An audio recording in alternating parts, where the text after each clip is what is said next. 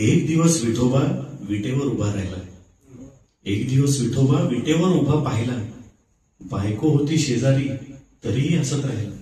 हा मोठा धीराचा म्हणाला पाहिजे की एक दिवस विठोबा विटेवर उभा पाहिला. बायको होती शेजारी तरीही हसत राहिला. मी म्हणालो देवा इतकं हसू कशाचं येत आहे. मी म्हणालो देवा इतकं हसू कशाचं येत आहे. फॉलोअर्स वाढतायत रे, मनात छान वाटतंय.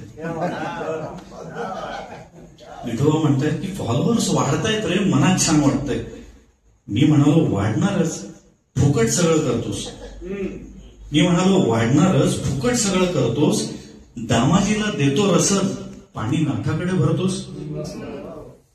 माझे ते बोल ऐकून तो थोडा विचारात पडला. माझे ते बोल ऐकून तो थोडा विचारात पडला. ज्ञाना तुका नामा यांच्या आठवणीतच रमला. फक्त माझे गुणाचे ते आमचं प्रेम आगळच आहे. फक्त माझे गुणाचे ते आमचं प्रेम आगळच आहे. फॉलोअर्स वाढण्याचं कारण मात्र वेगळंच आहे. कपाळी चंदनी टिळा माझ्या गुगलची गेली नजर.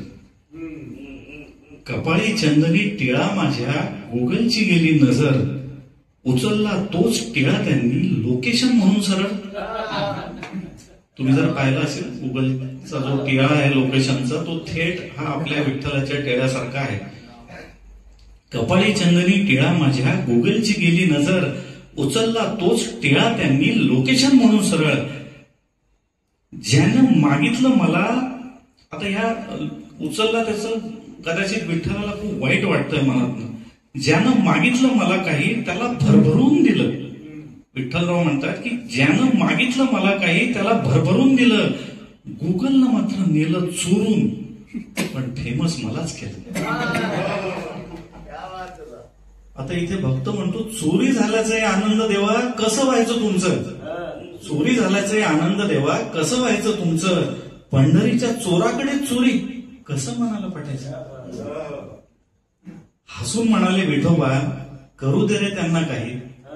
हसून म्हणाले विठोबा करू दे रे त्यांना काही. कपाळावरचं नशीब कोणी चोरून कधी नेत नाही. हसून म्हणाले विठोबा करू दे रे त्यांना काही. कपाळावरचं नशीब कोणी चोरून कधी नेत नाही. गुगलनं टिळा लावला माझा काय नवल त्यात. गुगलनं लावला टिळा माझा काय नवल त्यात. चराचरातलं अस्तित्व माझं आलंय त्यांच्या ध्यानात. आता शेवटचं एक फार पंचलाईन आता विठोबा सांगतात भक्ताला. माझा टिळा टाकल्याशिवाय मार्गच कुठला सापडत नाही. माझा टिळा टाकल्याशिवाय मार्गच कुठला सापडत नाही. स्थळ असेल वा मोक्ष आता माझ्याशिवाय मिळत नाही. स्थळ असेल वा मोक्ष आता माझ्याशिवाय मिळत नाही. धन्यवाद.